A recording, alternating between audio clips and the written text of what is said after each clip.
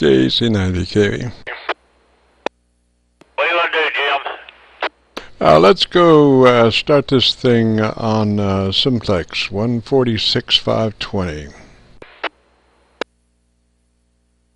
46.520 it is.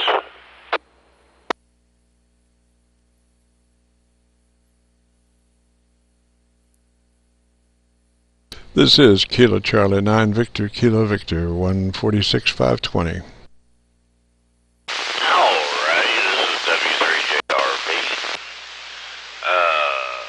Obviously we're on FM. You want to go to digital now and try it? No, I want you to come on up on power. I want you to come up on high power. I bet you do. Surprised you heard me. Roger. Yeah, we're trying to get some of the best foot forward on this thing if we can, you know.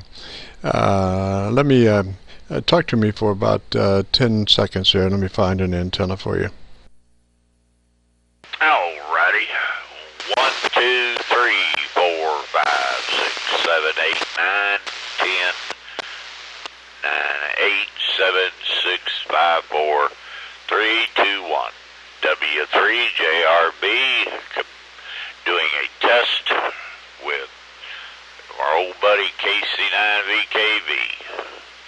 Dr. VKV, was that long enough? Roger, yeah, I got a good antenna on you. Got just a little bit of white noise, but then that would be probably in a normal situation there. So what we're doing here is we're just going to do an analog kibitz here for about 2 or 3 minutes, and then switch over to digital. Roger, Roger. No problem. Yes, sir. I can switch digital anytime you want. Okay, I've got a YAESU 3200. Now that's not one of the more expensive radios, but it does do a digital, and would be, you know, YAESU, and would probably be fairly representative of you know, a medium grade radio. So and we'll be listening to the audio differences between this, which is analog, and digital. Before we do that, JR, do you have any thoughts about the digital sound? Oh yeah, I love it. I think it's a lot crisp, a lot more clear. It does change a person's, I'm not going to say their voice, but it changes the way it comes in a little bit. But it doesn't take but a second or two to get it used to that. But actually, I love digital. I think it's, I don't think it ever replace analog. Never. But not in my lifetime anyway. You know, how long is that going to be? But yeah, I love digital. All right, now before we do that, do you happen to have your world famous sock handy? It's not handy, but stand by. We have this joke about this sock. JR's got one of those pinhole microphones, and he's got a magic sock that he puts over the pinhole there and makes it sound like a $10,000 microphone. But of course, every once in a while he has to wash it, and then he forgets to bring it back to the radio room. Alrighty, I got the sock on. Now I'll have to remove it to go to digital, but because I don't know where the buttons are. But there you go. Did that help? Yes, sir. That cut down on transient mouth noises. All right, so we probably have enough of the analog on Simplex 146.520. Let's go to digital on 146.520. Alrighty. Alright, hold on. I gotta find my button.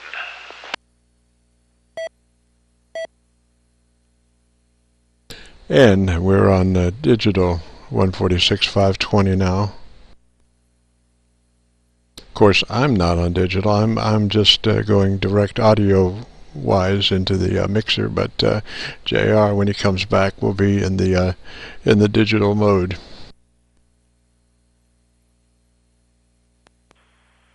I'm hearing you just fine. You say you're not on digital yet, W3JRB. You're not talking digital? I thought you were. Well, I am talking digital to you, but in the recording, I'm just on the regular studio mic, so they're not going to hear any shift in my voice characteristics because, I'm going direct through a microphone into the mixer into the VLOG circuit. But you on the other hand, you are coming in direct from the radio, so. On the shift to digital, you'll be coming in digital, Roger. Okay. Copy that. Now, I should have, and I don't know, but I should have gotten louder and more crisp. Did I? Well, no, I don't know about loud because I'm running a trim audio pod here that I adjust the voice levels of the incoming signal to 100% for the recording, so it's just second nature to me to yank it up or yank it down wherever it needs to be at the right level. So I'm not sure exactly of the shift, but this is more from the standpoint of the voice characteristic differences between analog and digital, Roger. Roger.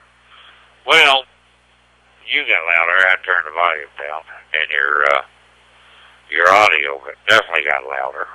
So, whatever. You sound good, though. Sound good. Roger. Well, I guess I'm narrow band. I understand there's a wide band and a narrow band in digital, and in the narrow band it transmits data like my call sign and stuff like that, whereas in wideband it just does the audio in wideband. So from that standpoint, I'm in, obviously it doesn't make much difference to the watcher here on our QSO-VLOG because I am, just a studio mic. But do you know if you're on narrow or wideband? I'm on wideband. I think the next one would be VW. What is that? Maybe that's wide. Maybe that's wideband. Yeah, I think you're on narrow because I saw your call sign come up. And I think that can only happen if you're in narrow band. All righty. Now your call sign's coming up too. Roger, yeah, I'm in narrow band. I am in narrow band transmitting to you.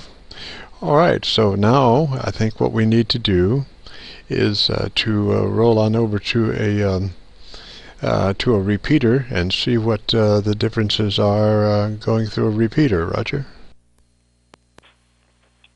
All right. You don't want to try wideband on this one while we're here? All right, why don't you try that because it'll make a difference. Yours will be the only one that makes a difference because I'm not, they're not actually hearing me in digital. Go ahead to wideband if you can, and we'll see what it sounds like. All right. There's the VW, the wideband, W3Jrb. KC9VKV. I know I got that backwards. But anyway, there's a wideband. Roger. Well, the audio level did come up, and it sounded a little bit cleaner, voice-wise, less processed, as it were, in the wideband. But your call sign still came up, Roger. I would think so.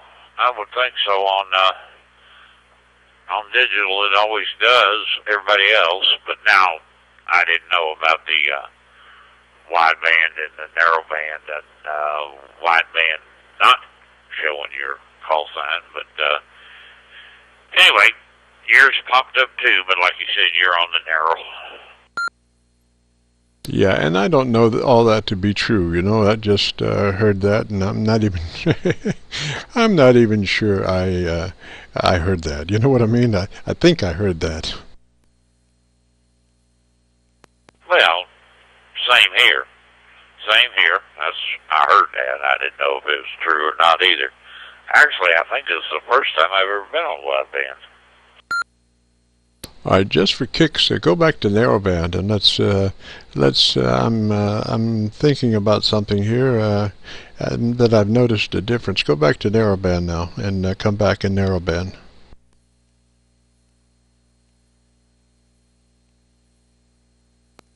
Alrighty, I'm back to narrow W3Jrb, doing a test with KC9VKV. How's that sound? All right, what it sounds like to me is, I don't know if you've ever done any MP3 stuff, but there's different bit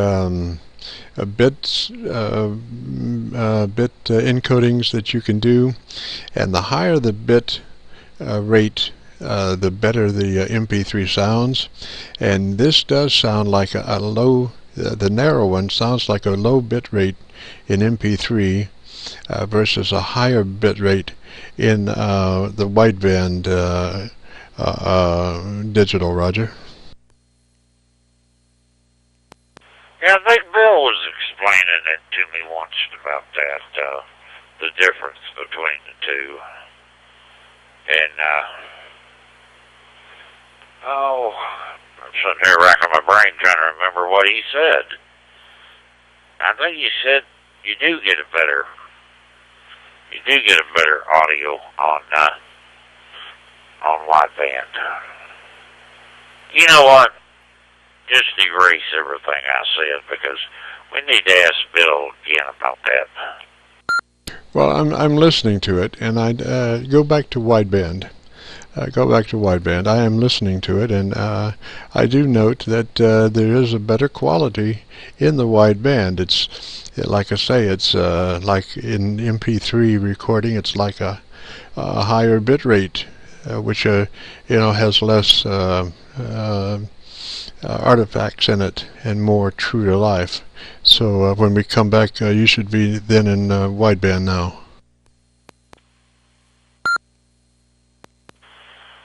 Yeah, roger that. I'm definitely on wideband.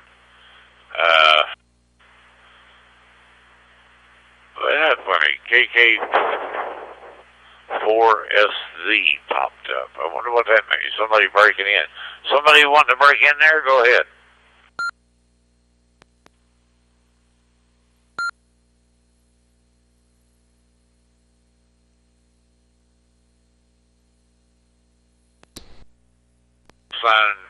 Well, no, you're not going through repeater.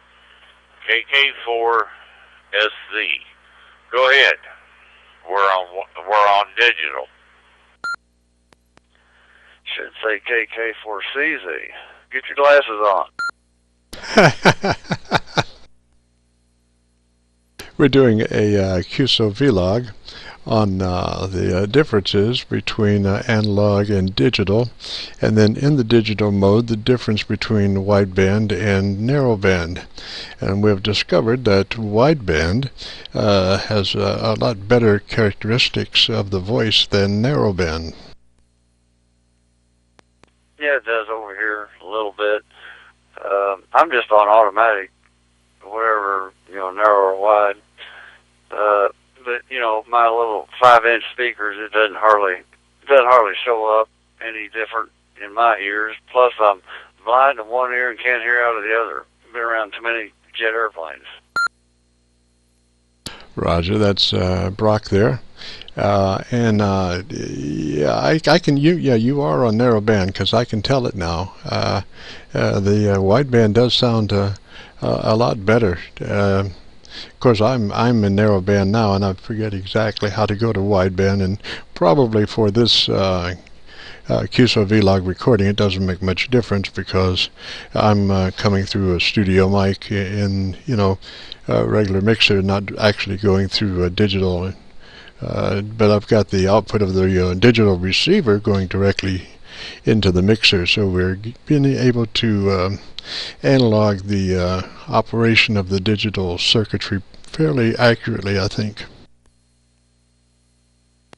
Yeah, there you go. Well, you probably have the equipment to pick up the differences, but over here I can't hardly tell any difference just by using a mobile radio speaker and a straight hand mic. Now I'm talking across my hand mic so I don't puff the little microphone hole. But you all go ahead and just watergating, and we'll say 73. I'm going to go back upstairs and get some more coffee. KK4CZ.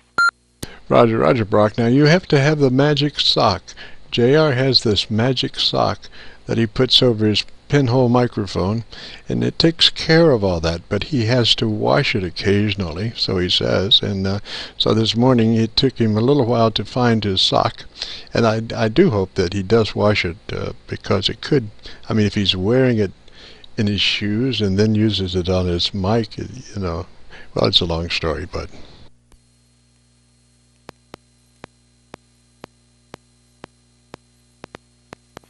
anyway, JR, are you still there? Yeah, I haven't gone.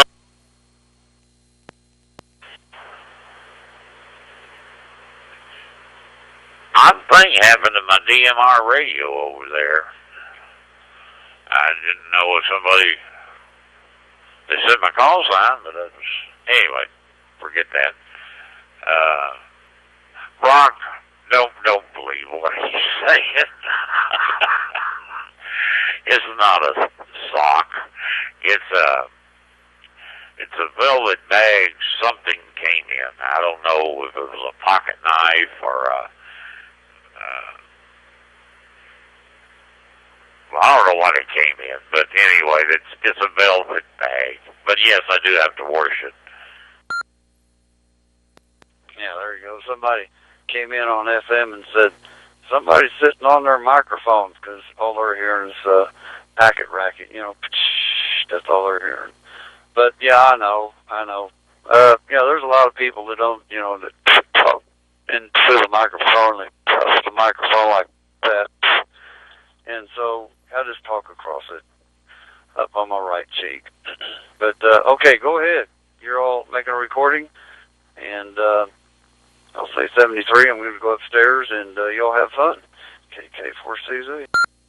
Roger, Brock. Thanks for dropping by and having words of wisdom there. You have a good morning there, and get some more coffee. We're going to go to a repeater and check out the analog digital aspects of the repeater. We'll be going to 145 280. That's Bill KC9VKV's repeater, which is in JR's neighborhood, and so that's where we'll be headed next. JR, you ready to go there? Yes, sir. Wait a minute. Okay. Sometimes I have to see if I'm talking into the microphone or to the back of it. Yeah. Hold on, stand by. The light just came out. Roger. I guess if you've got your microphone inside the velvet sleeve, as it were, it's hard to tell exactly whether it is you're talking into the front of it or the back of it, and you need to obviously talk into the pinhole side of the microphone.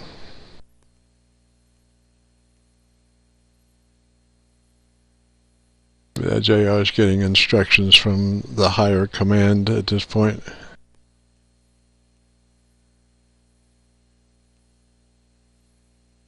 And this is our QSO-VLOG for this morning. We're checking out the digital versus analog, and earlier we were on, we are on SIMPLEX at this moment, and JR's coming in via digital, and we checked out the narrowband and the wideband aspects, and we did find that it sounded better technically in the wideband mode. It was louder and less artifact. Sounded, just like an MP3 recording. When you use a higher bit rate, the sound's better, and when you use that low bit rate, it sounds kind of swishy. That's what the narrowband on FM sounds like. Narrowband on digital sounds like kind of swishy and in and out, and the wideband was much better quality. JR, are you back now? Yeah, but there's a problem. I gotta run in the house and get a cup of coffee. You know what that means. So, give me 2 minutes. Oh gosh, well, this is a no-cut production, JR. I'm gonna have to ad-lib for 2.5 minutes or so.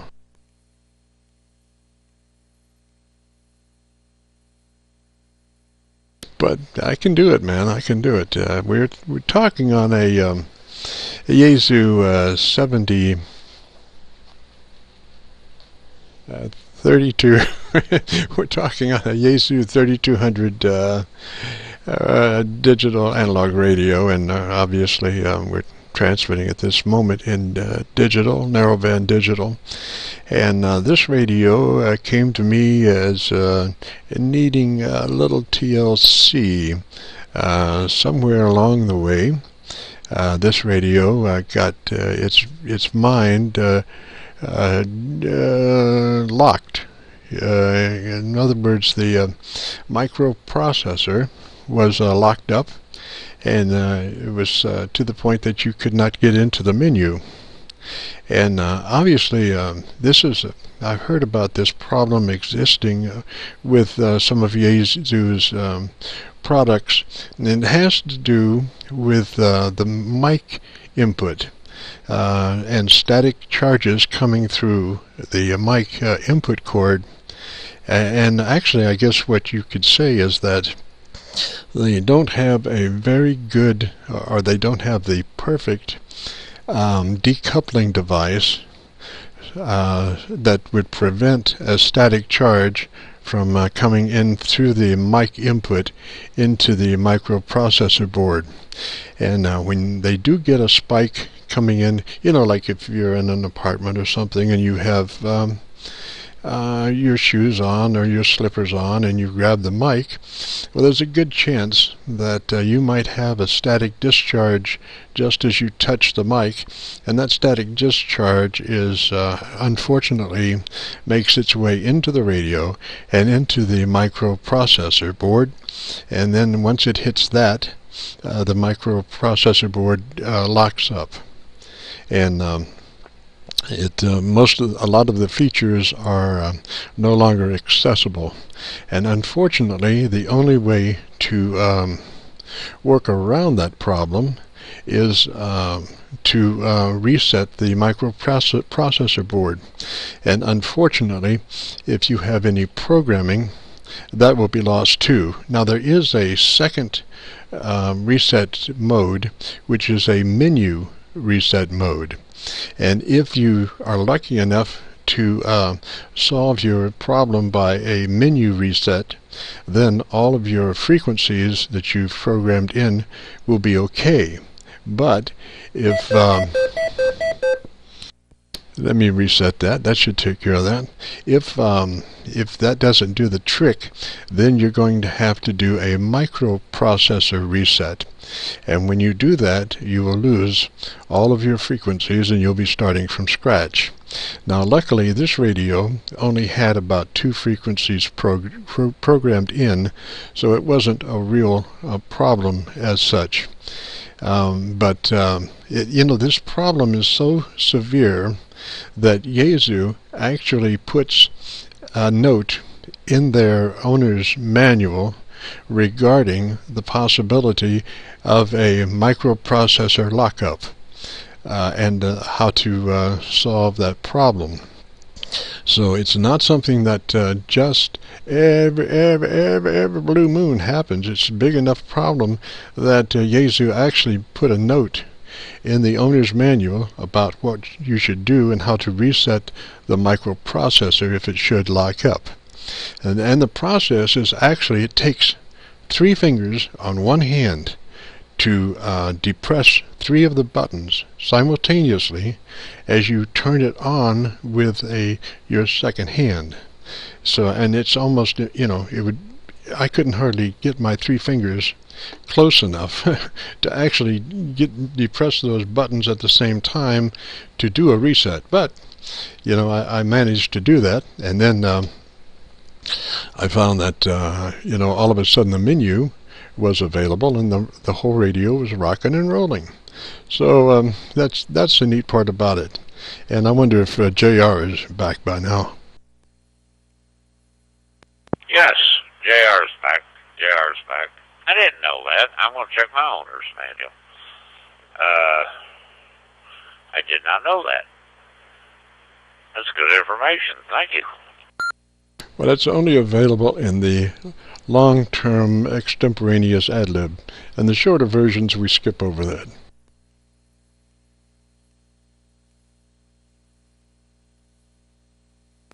All right. You ready to go to 280, or what you want to do now? Roger. Let's go to the repeater 145 280, which is KC9VKV's repeater, and we will be in the analog mode when we go to that repeater. Okay, so we'll drop out of digital and go to analog for Bill's repeater. Roger. Alrighty. Well, I gotta push some buttons and stuff, so give me a second. I'll be there. Roger, roger.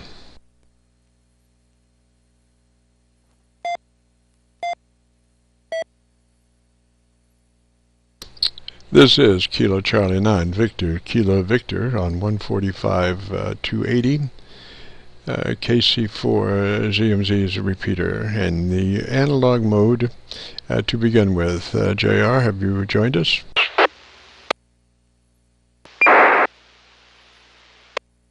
You've joined us, but you're still in digital.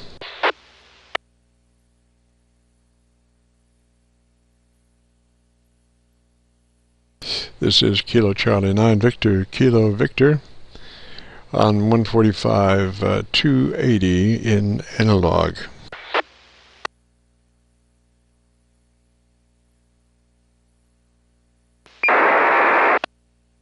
Still in digital. Kick it, get a hammer, adjust it. See if you can get into just conventional analog. Nope, no. We are having technical difficulties. We're going to do this thing starting off in analog on the repeater and then move into the digital mode. But JR is having just a little difficulty in getting his radio into the analog mode.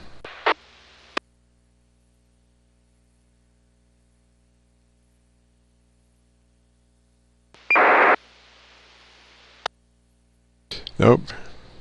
Oh my gosh, maybe you might have to take your sock off the microphone, man. You may have to take the sock off the microphone and see if you can find the right button to put that thing back in analog.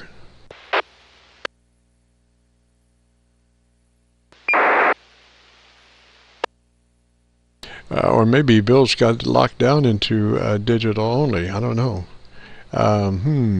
Interesting question.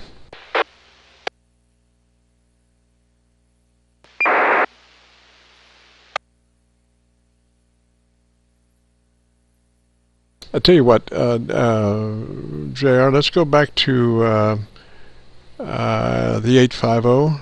Let's go back to the 850 and huddle in analog. 850 in 146 850 in analog mode. Roger.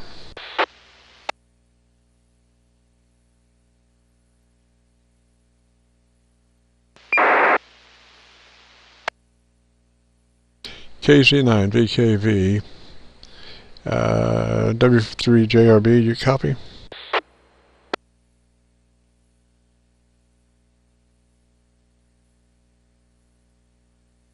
I think JR is locked up in the digital mode back on the other repeater.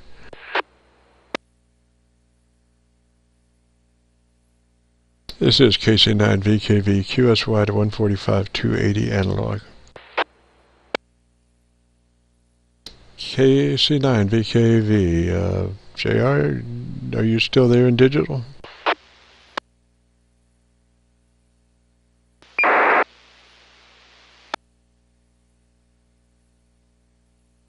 All right, then let me go to digital and talk to him.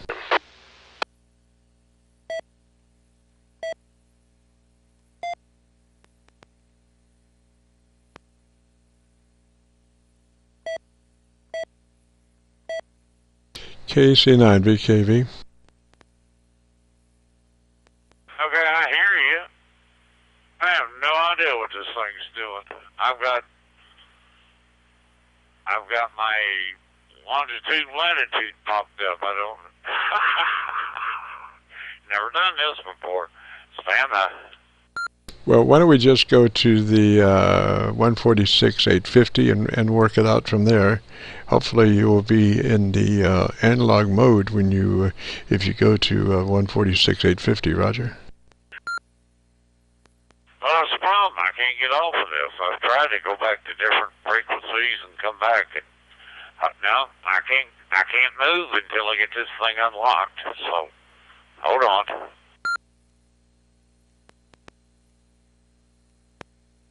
And the plot thickens. JR has been shanghaied by his digital processor in his radio, and it won't let him go into the analog mode. Interesting.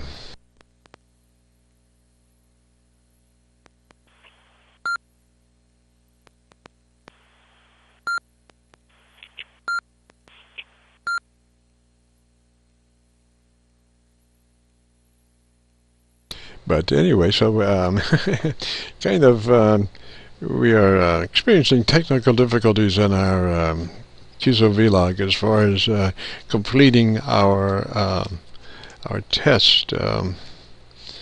But well, I don't know. Maybe we did. Maybe we are complete.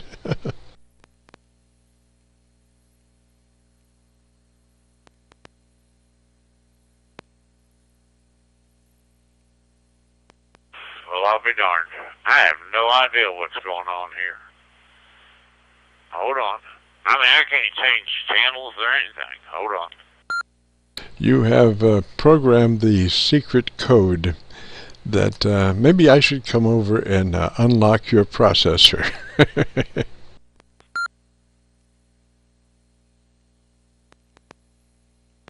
ain't doing right.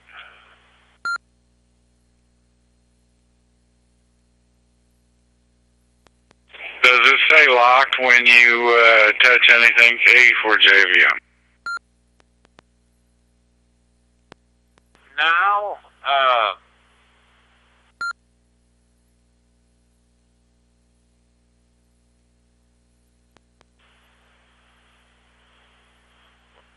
this is crazy. Stuck in the digital world for the rest of our lives. Well, I can hear both of you, but I can't. Only thing it's showing is, wait a minute, it says GM. Hold on. Oh, you're in group monitor. There we go. Oh, I need to have my license taken away from me. This is ridiculous. Or at least the knives and forks. Okay, I'm back now. I'm back. Where were we as far as our our QSO-VLOG, man? I think, oh yes, we're on Simplex, and we did a analog digital on Simplex, and then we went to the repeater, and let's do, if you can go to analog, let's do analog on this repeater now. Alrighty. Yeah, I think I can do that now. Okay, with any luck at all, I should be in the analog mode now.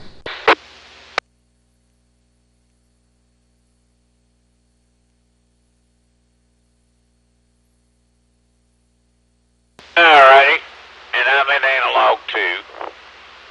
So here we are. Okay, so the first thing that's noticeable is the little increase in the noise on this repeater. Probably, I may not have the right antenna up, but JR, come back and talk to me just for a minute. Alrighty. Yeah, it was. Well, that was frustrating. I never had it do that before. But yeah, it's working fine now. I didn't know I could do that on GM. Well, there's something else I gotta look up. That was frustrating.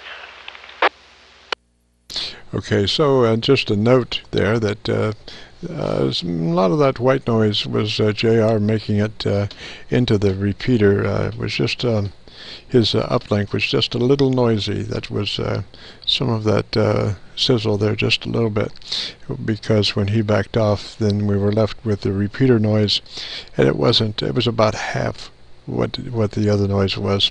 But anyway, so we're in the analog mode now. At least JR is. So I'll come back and talk just a little bit more in the analog mode.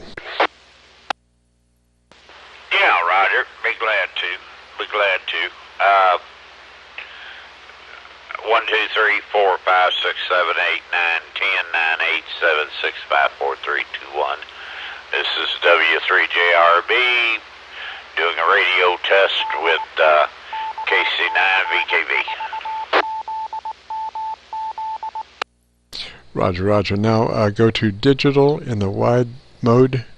Digital in the wide mode, so we can put our best foot forward on the digital aspect. So here's JR now in the digital mode in the wide deviation.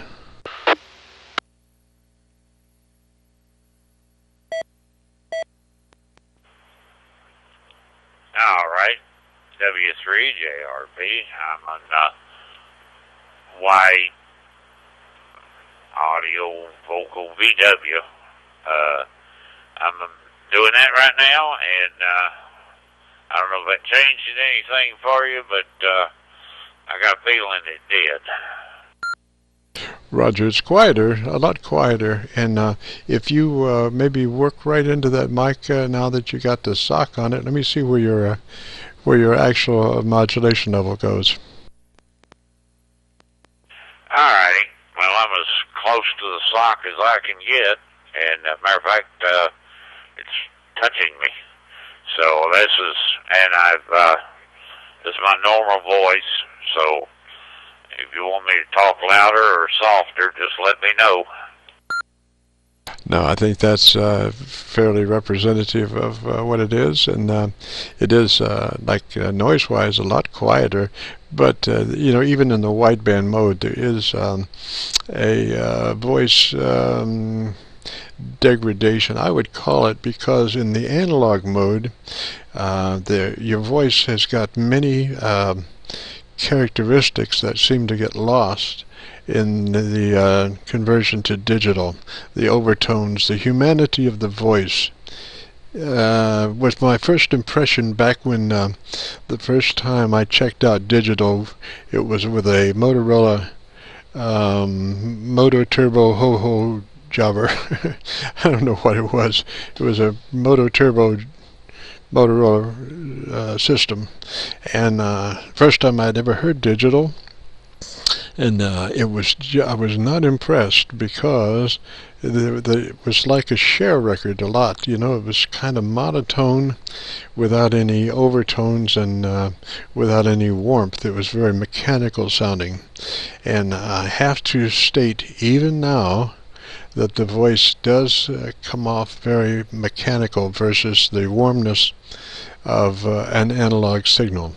But I guess that's the trade-off for the digital communications situation, you know, and the less noise and all that stuff. I guess you don't get something for nothing. Back to you, JR. That's good. You know, I've often tried to figure out what is the difference. And I never came up with that, but you're right. You're right. It is mechanical sounding. Oh, who was that guy back in the 80s that, was on MTV all the time? What was that called? You know, he did like that. But that's kind of where it's at. But to me, it's an acceptable trade-off. You're right. You don't have that total human sound. But to me, it's because digital is so. Of course, I'm hard of hearing. I need to get hearing aids, and the wife told me all the time that I need one or two. I probably need two, but I like the crispness of it. It's a whole lot easier for me to understand, especially when you're talking with somebody like somebody with a Lou Rawls type of a voice, you know, real deep, real monotone. You know, it's the voice, the tone of the voice stays the same, even though they talk louder and lower and all that. The monotone part of it stays the same. They're real hard for me to understand. I'm trying to think of somebody who's like that. I guess it would be Wes,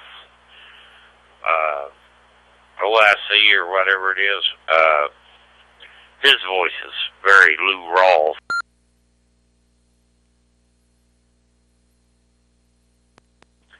He timed it out.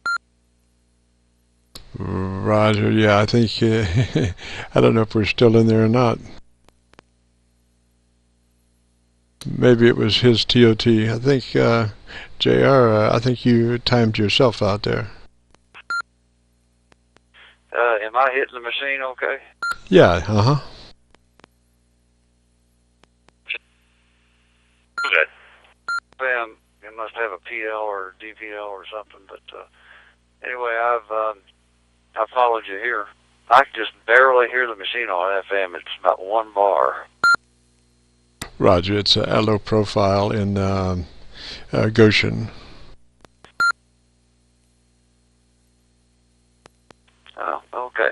Anyway, for the recording, this is Brock, KK4CZ, South End of Louisville.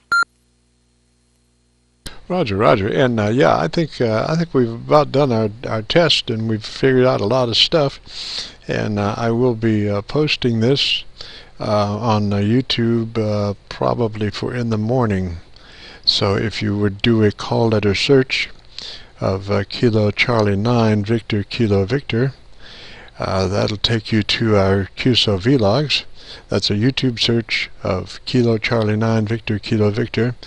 That'll take you to the QSO-VLOGs, and right at the top there's one that has I think 71 or 72 in it. It's a list, and it has all of our QSOs in just that one thing, and so this one will be right at the top, right below Art Bell.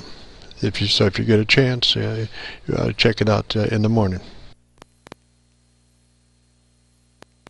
Okay, well, good deal. Let me see if I have it.